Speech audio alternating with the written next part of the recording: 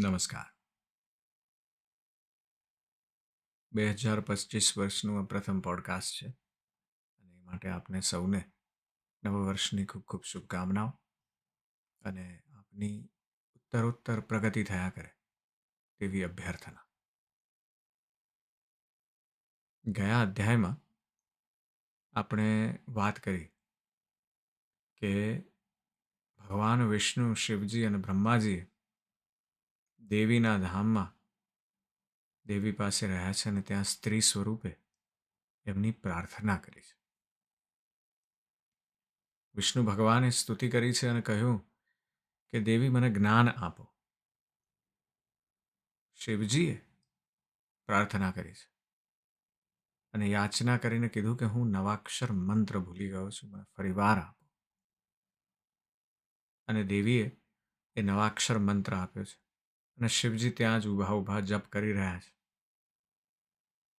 અને એ જ સમયે બ્રહ્માજી, જે આપણા માટે જ્ઞાનનું પ્રતીક છે, એમણે પણ દેવીની અદ્ભુત સ્તુતિ કરી.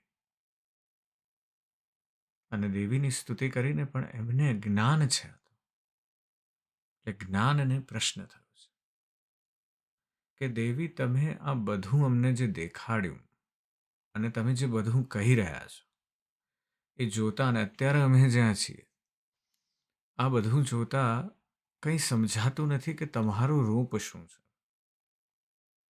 અને શું તમે જ અમને આ બધી ક્રિયા કરવાની કે મને સૃષ્ટિ શરૂ કરવાની ક્ષમતા આપો છો. અને બ્રહ્માજી પ્રાર્થના કરે છે કે મને આ બધા પ્રશ્નો થયા છે એનો નિકાલ કરો દેવી. અને એટલા માટે એ અધ્યાયથી આપણને પ્રાર્થનાનું મહત્વ સમજાય છે. બીજી વસ્તુ કે દેવીના આશીર્વાદથી મળેલી સર્જન શક્તિ સમજાય છે. આપણે બધું એવું ધારી લઈએ છીએ કે આપણે જ બધું છીએ, આપણાથી જ બધું થાય છે. પણ આ સત્ય એ છે કે એ અંદર જે શક્તિ વણાયેલી છે આપણી અંદર, એનાથી બધું થાય છે. આપણા કરવાથી નથી થતું, પણ એ શક્તિ મળ્યાથી થાય છે. અને એ શક્તિ વિશે મનન કરવાથી, એ શક્તિની સ્તુતિ કરવાથી આપણી અંદર આત્મવિશ્વાસ ખૂબ વધી જાય. એ જ રીતે મનમાં શાંતિ પણ મળે. અને એટલા માટે આપણે પ્રાર્થના અને સ્તુતિનું મહત્વ સમજ્યા. હવે પ્રશ્ન કર્યો છે બ્રહ્માજીએ કે દેવી, તમે કોણ છો, તમારું કાર્ય શું છે અને આ બ્રહ્માંડનું પરમ તત્વ શું છે, તો એ સમજાવો. આવો પ્રશ્ન કર્યો છે ગયા અધ્યાયમાં બ્રહ્માજીએ.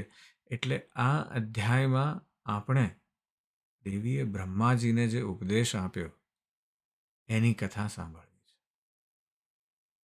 બ્રહ્માજી કહે છે કે વિનય અને નમ્રતાપૂર્વક જ્યારે દેવીને મેં આ પ્રશ્ન કર્યો ત્યારે હે નારદ, તે આધ્યા ભગવતી દેવી મને મનોહર વાણીથી કહેવા લાગ્યા. દેવી કહે છે, વાસ્તવમાં એક સત છે, અર્થાત બ્રહ્મ જ છે, અને હું બ્રહ્મથી ભિન્ન નથી.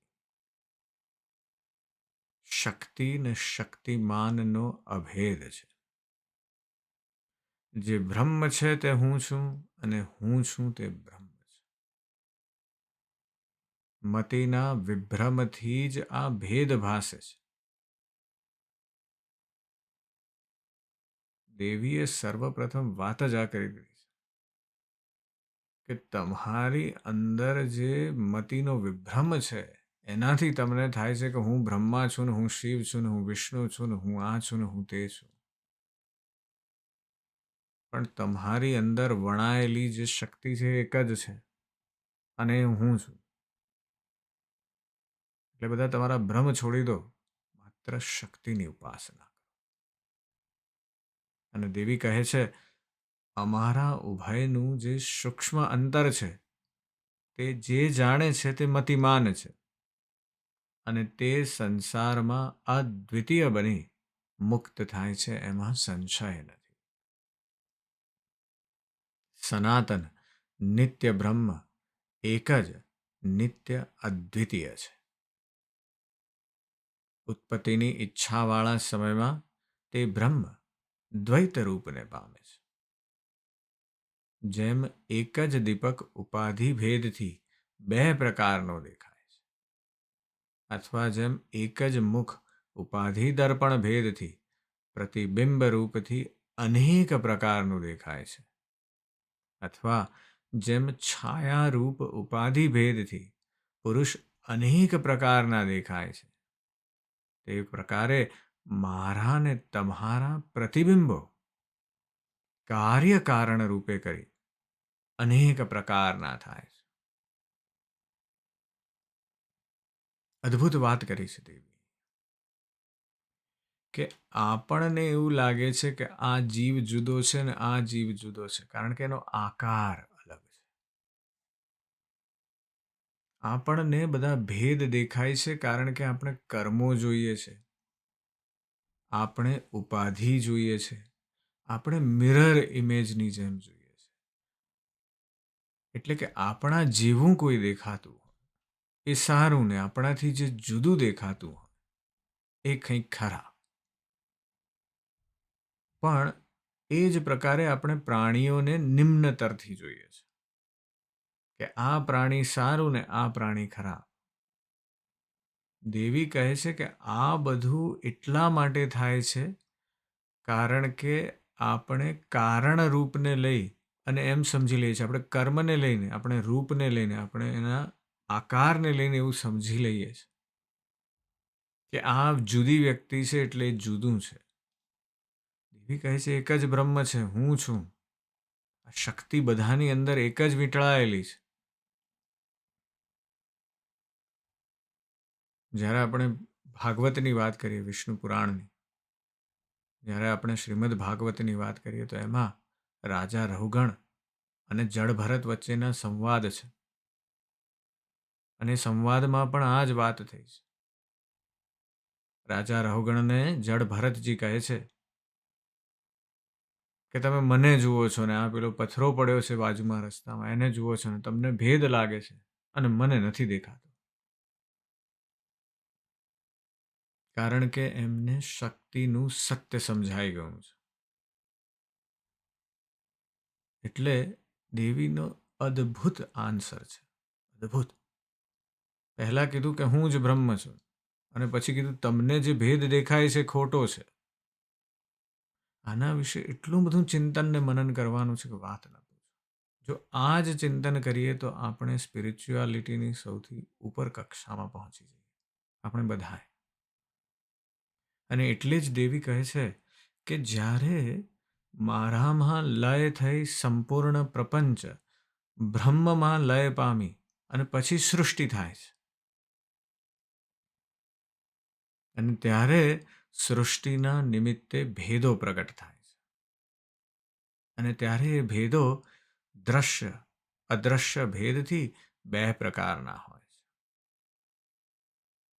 કેટલાક ભેદ આપણને દેખાય છે, કેટલાક ભેદ દેખાતા નથી. જેમ કે વિજ્ઞાન એવું કહે છે કે આપણા ને દેડકાના જીનમાં 99% સિમિલારિટી છે, તો આપણે પેલા 1% ભેદને પકડીને ચાલીએ છીએ, પણ 99% જે સિમિલારિટી છે એ જોવાનો પ્રયત્ન કરતા નથી. એવું જ આપણું બીજા બધા સાથે થાય છે. બીજાના જે 99 ગુણો છે આપણે જોવાનો પ્રયત્ન નથી કરતા, એક અવગુણને પકડીને ચાલીએ છીએ. એટલે એ ભેદ જે છે એ દ્રશ્ય અને અદ્રશ્ય બે પ્રકારના છે સૃષ્ટિમાં. દેવી કહે છે કે સર્ગ ક્ષયમાં હું સ્ત્રી પુરુષ કે નપુંસક નથી, પણ સર્ગ થાય છે ત્યારે ભેદ થાય છે. દેવી કહે છે કે હું ના સ્ત્રી છું, ના પુરુષ છું, ના નપુંસક છું, પણ જેવી સર્જન ક્રિયા ચાલુ થાય છે એટલે તમારા ભેદ પડવાના ચાલુ થાય છે. અને આ ભેદોની કલ્પના બુદ્ધિ વડે કરીને થાય છે. તમે પોતાની બુદ્ધિથી બધું વિચારવા માંડો છો અને કહે છે કે આ બુદ્ધિ છે તમારી કોન્શિયન્સ, એ તમારું ત્યાં લાગી પડે છે બધું ભેદ કરવામાં. અને એટલે જ દેવી કહે છે કે હું જ બુદ્ધિ છું, હું જ શ્રી છું.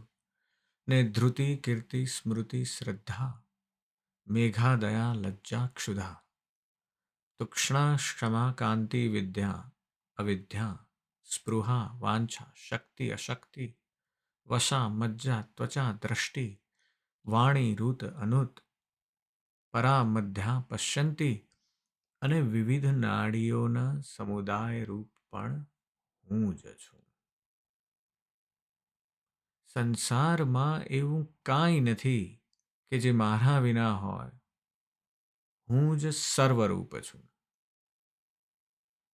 હે બ્રહ્મા, તમે નિશ્ચય જાણો કે આ સઘળા મારા નિશ્ચિત રૂપો છે ને આ મારા રૂપ વિનાની કાંઈ વસ્તુ છે તે તમે કહો. હે બ્રહ્મા, આથી હું જ સકળ સૃષ્ટિમાં વિસ્તૃત છું. અવશ્યમેવ સકળ દેવતાઓમાં હું અનેક નામવાળી છું ને શક્તિ રૂપથી હું અનેક પરાક્રમો કરું છું. ગૌરી, બ્રહ્મા, રૌદ્રી, વારાહી, વૈષ્ણવી, શિવવારુણી, કૌબેરી, નારસિંહી અને વાસવી પણ હું જ છું. સકળ કાર્યોની ઉત્પત્તિ થતાં જ હું તેમાં પ્રવેશ કરું છું ને તે નિમિત્તનું વિધાન કરી ને સકળ કાર્યો હું જ કરું છું. એટલે દેવી અહીંયા એમનું સર્વવ્યાપક સ્વરૂપની વાત કરે છે,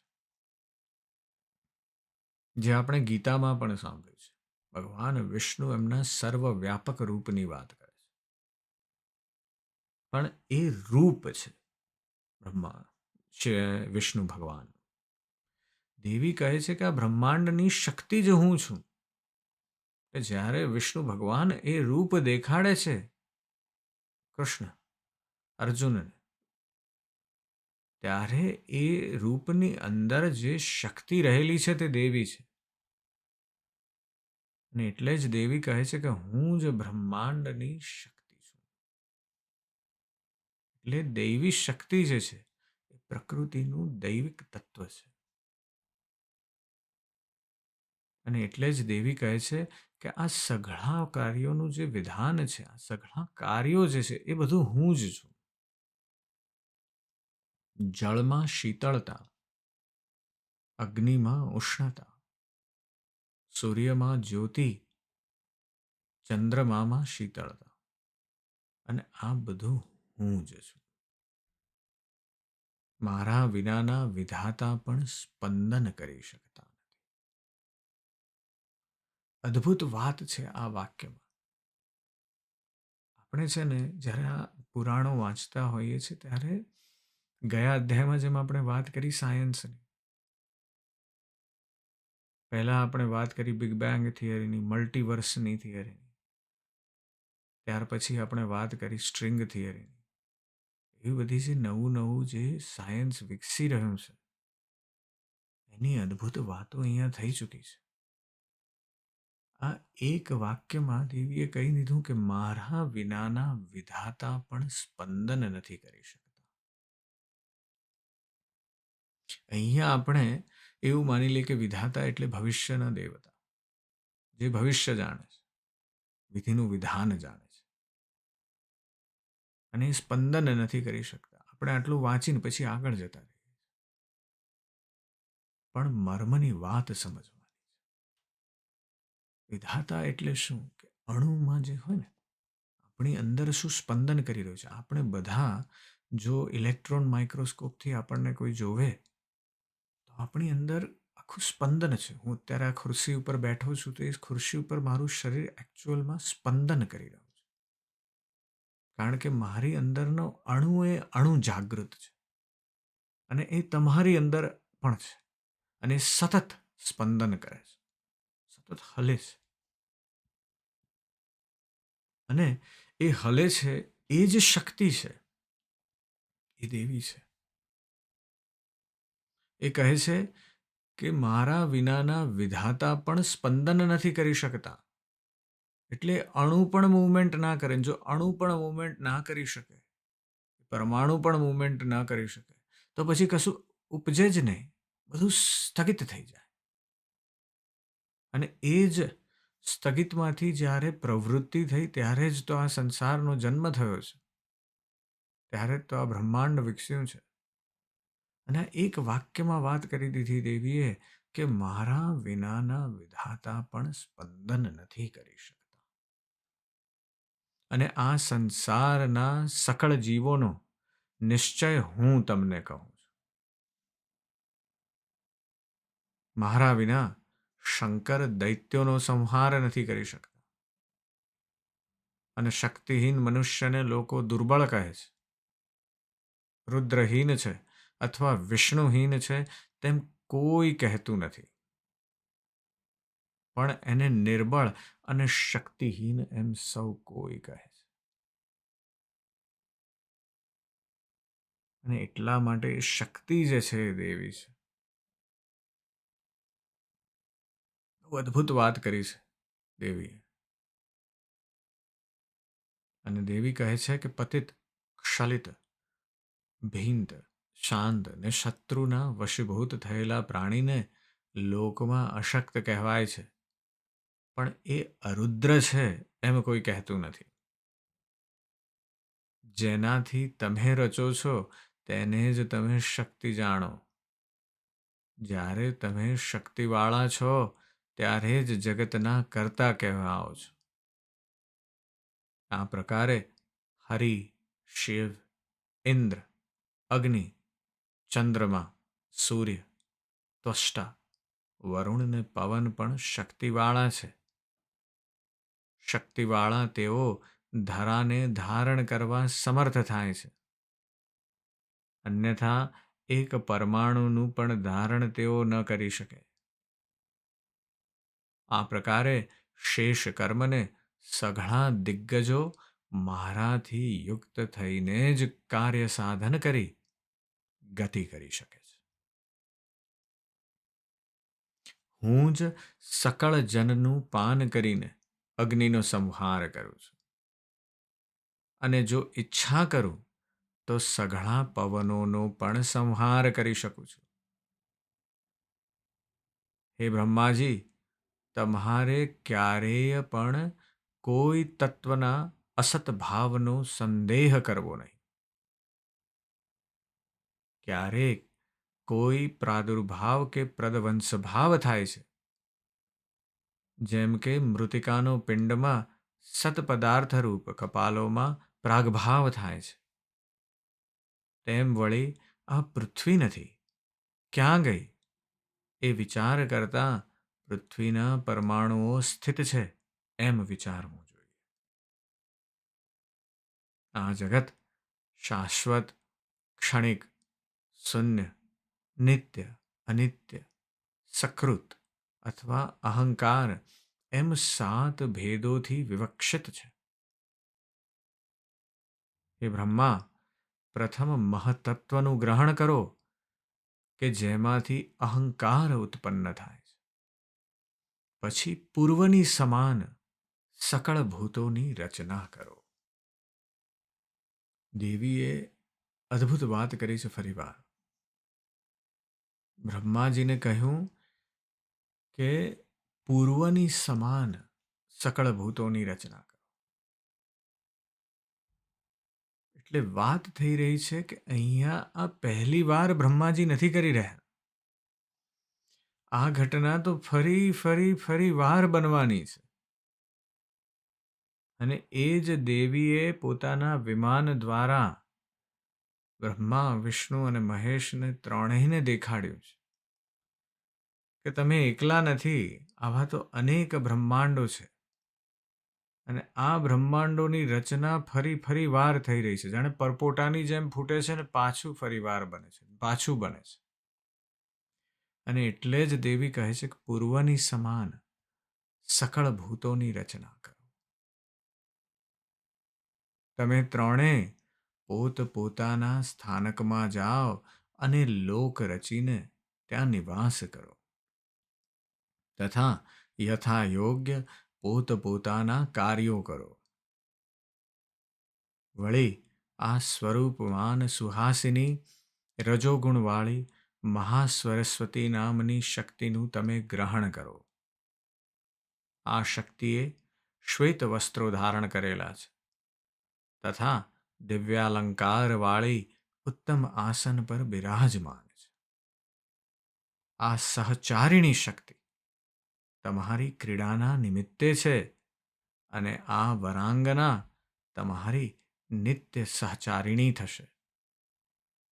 આને પૂજ્યતમ અને પ્રિય તથા મારી વિભૂતિ રૂપ સમજી તમારે ક્યારેય તિરસ્કૃત કરવી નહીં.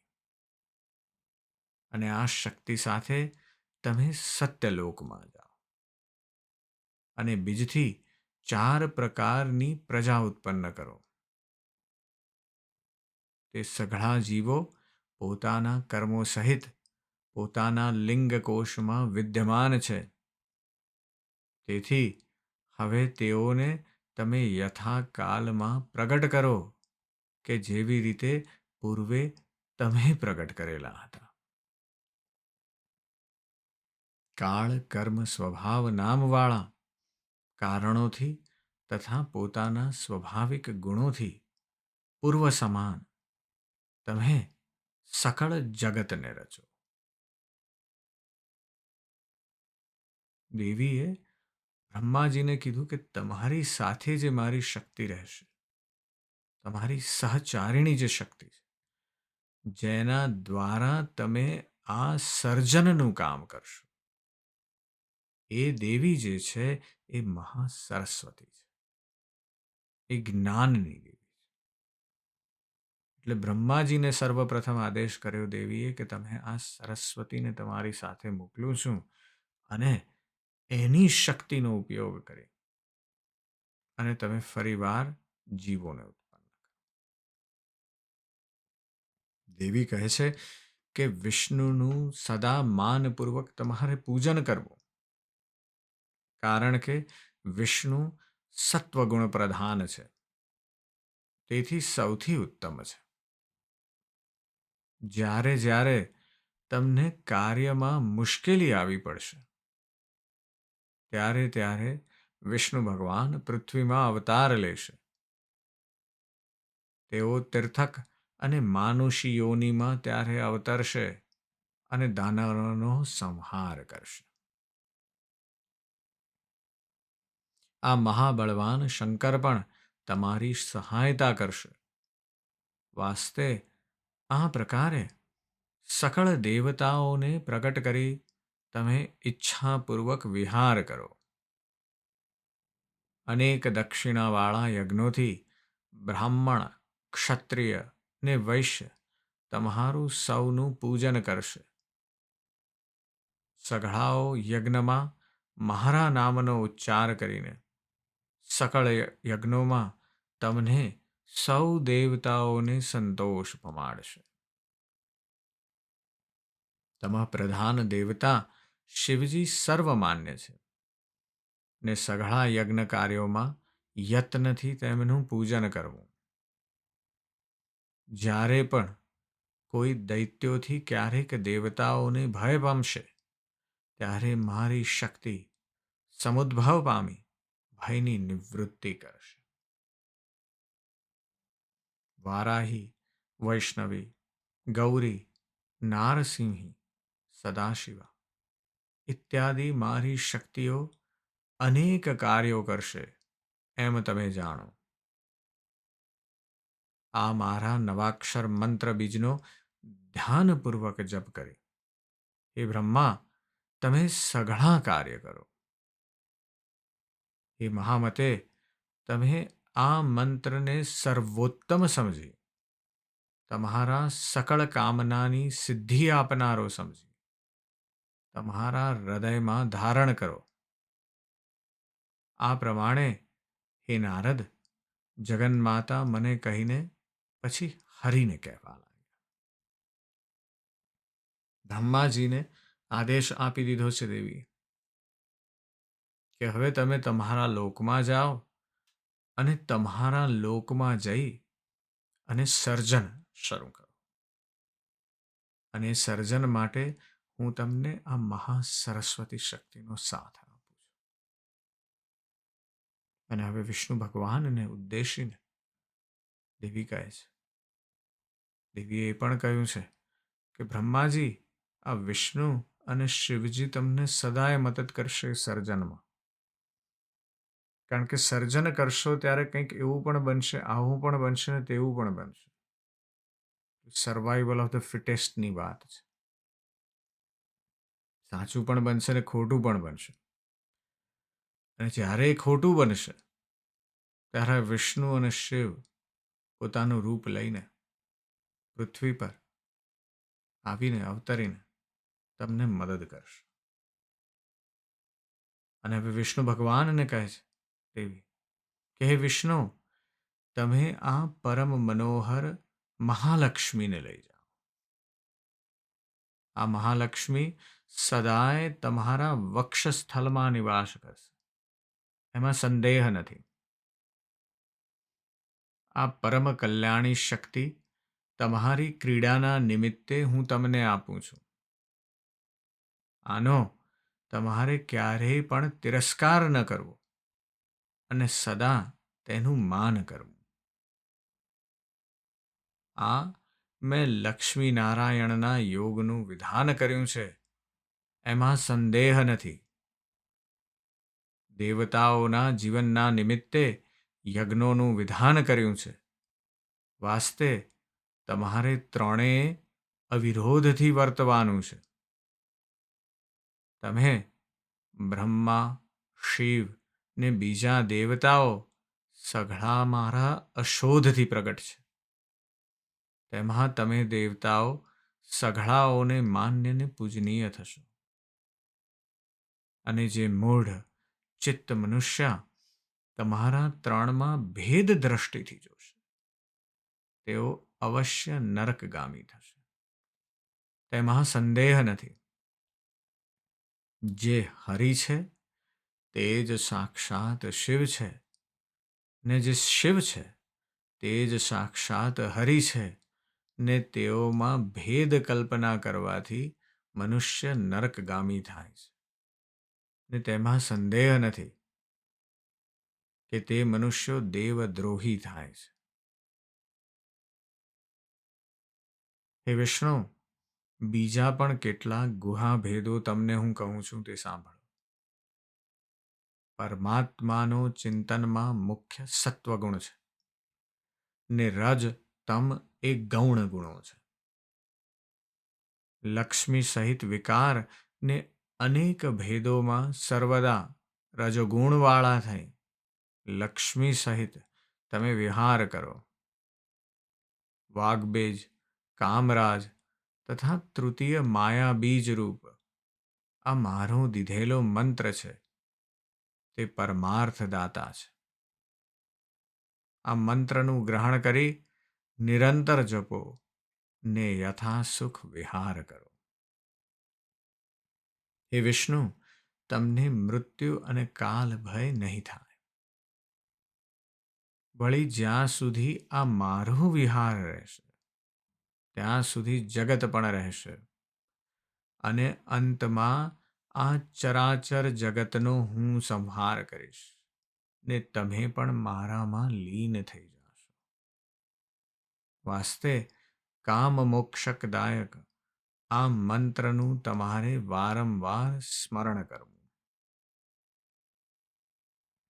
શુભની ઈચ્છાથી ઓમકારયુક્ત આ મંત્ર જપો. હે પુરુષોત્તમ, તમે વૈકુંઠની રચના કરી, તેમાં સુખપૂર્વક નિવાસ કરો ને મને સનાતનીને હૃદયમાં ધારણ કરો ને વિહાર કરો. એટલે વિષ્ણુ ભગવાનને પણ દેવીએ આજ્ઞા આપી છે અને કહ્યું કે અહીંયા લક્ષ્મીજી છે, આ મહાલક્ષ્મી છે, એ તમારા સહચરી બનશે અને તમારી વક્ષસ્થળમાં એ બિરાજમાન થશે. અને પછી બ્રહ્માજી કહે છે કે આ પ્રમાણે આ ત્રિગુણા પ્રકૃતિએ વાસુદેવને કહીને પછી નિર્ગુણ એવા શંકરના પ્રતિ અમૃત વાણીથી કહેવા લાગી. દેવી કહે છે કે હે શંકર, તમે આ મહાકાળી મનોહર ગૌરીને ધારણ કરો ને કૈલાસની રચના કરી યથેચ્છાપૂર્વક વિહાર કરો. તમારામાં મુખ્ય તમોગુણને ગૌણમાં રજ સત્વગુણો રહેશે. અસુરોનો નાશ કરવા સારું તમારો વિહાર થશે ને આ નિમિત્તે જ રજોગુણને તમોગુણ તમારામાં રહેશે ને જ્યારે તમે તપ કરતા હશો અથવા પરમાત્માનું સ્મરણ કરતા હશો ત્યારે સર્વરૂપ સત્વગુણને શાંતરૂપ તમારે સદા ધારણ કરવો. હે પાપ રહિત, સર્વદા આ 3 ગુણોથી જ સૃષ્ટિ સ્થિતિને અંત કરનારા થશે ને એ ગુણોના વિના સંસારમાં કશી વસ્તુ પણ થશે જ નહીં. આ સંસારમાં જે કાંઈ દ્રશ્યમાન છે તે સઘળું ત્રિગુણાત્મક છે, પણ લોકમાં કોઈ પણ નિર્ગુણ વસ્તુ થઈ નથી ને થવાની નથી. નિર્ગુણ પરમાત્મા ક્યારેય પણ દ્રશ્ય નથી. એ શંભો, સૃષ્ટિના સમયમાં હું જ સગુણા છું ને અનંતના સમયમાં હું જ નિર્ગુણા છું. અને હે શંભો, હું જ કલ્યાણકારિણી સદા કારણરૂપ છું, પણ કાર્યરૂપ નથી. કારણરૂપ હું સગુણ અને પુરુષના સમીપે નિર્ગુણ રૂપથી સ્થિત હું જ છું. મહતત્વ, અહંકાર, શબ્દાદિક ગુણ એ સઘળા કાર્યકારણના રૂપથી નિરંતર સંસરણ કર્યા કરે છે. તેમાં પણ અહંકાર 2 પ્રકારનો છે. એક પરાહતા રૂપ છે ને બીજો મહતત્વથી ઉત્પન્ન થાય છે. પરાહતા રૂપ અહંકાર અહમ બ્રહ્મસ્મી વૃત્તિવાળો છે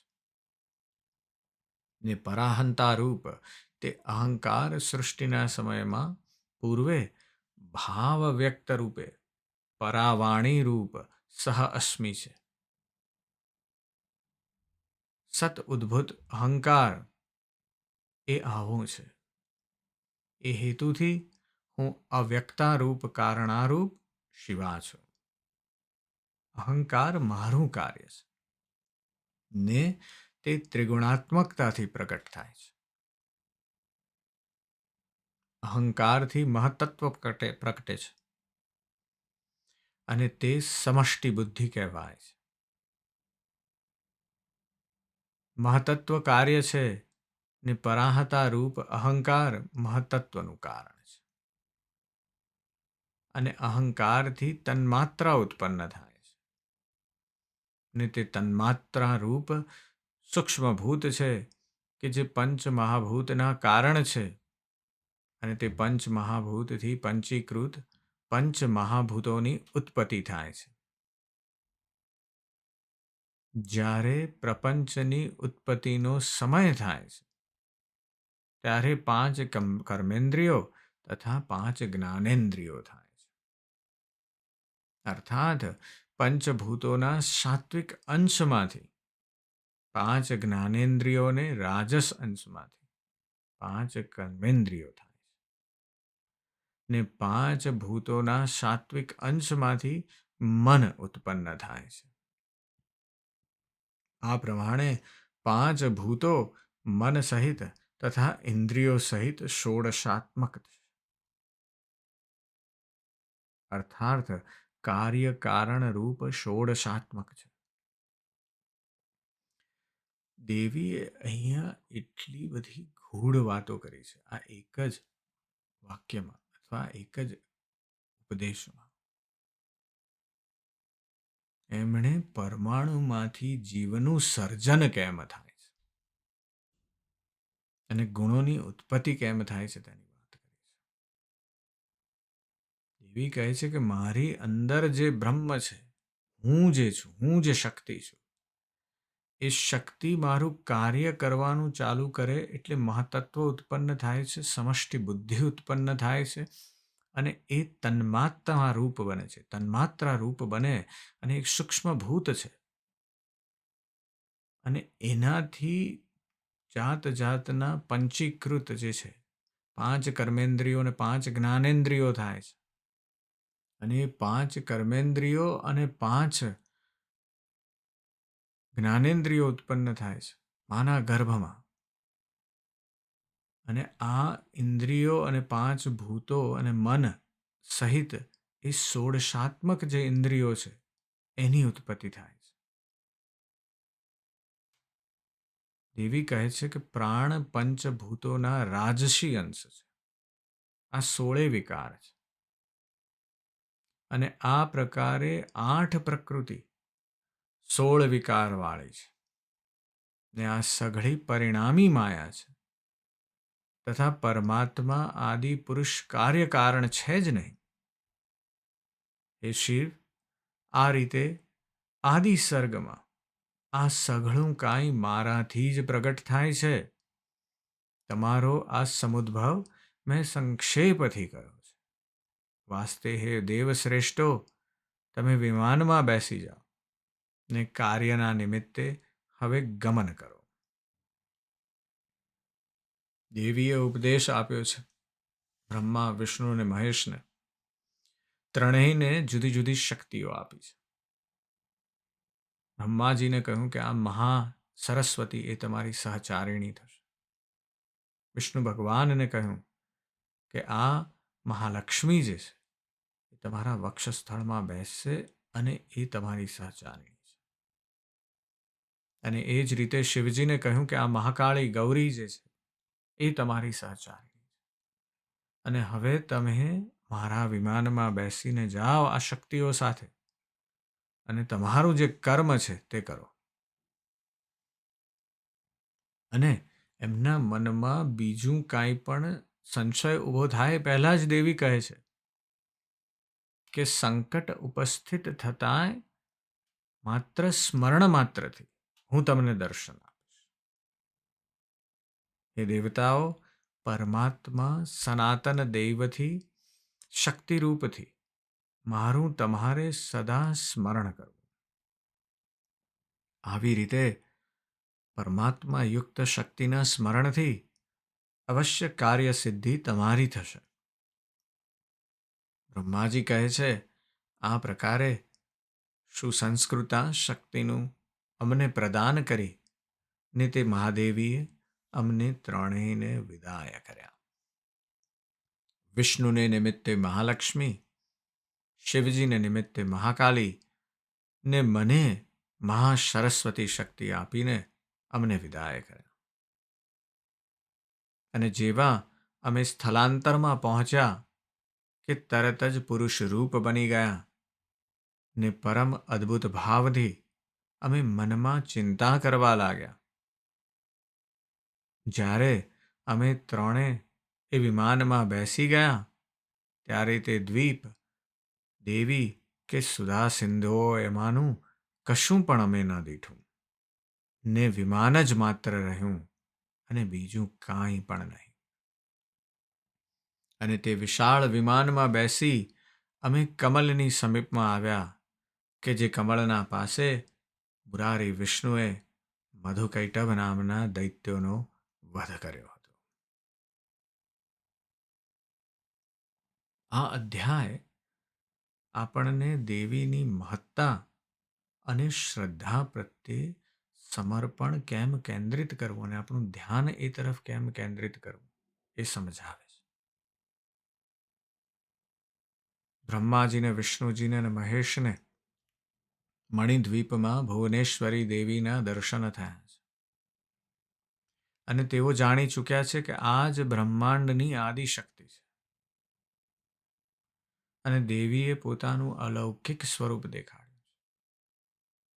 અને એ અલૌકિક સ્વરૂપ દેખાડીને પછી દેવીએ એ ત્રિમૂર્તિને આશીર્વાદ આપ્યા છે અને કહ્યું છે કે હવે તમને જે મેં કાર્ય સોંપ્યું છે એ કરો.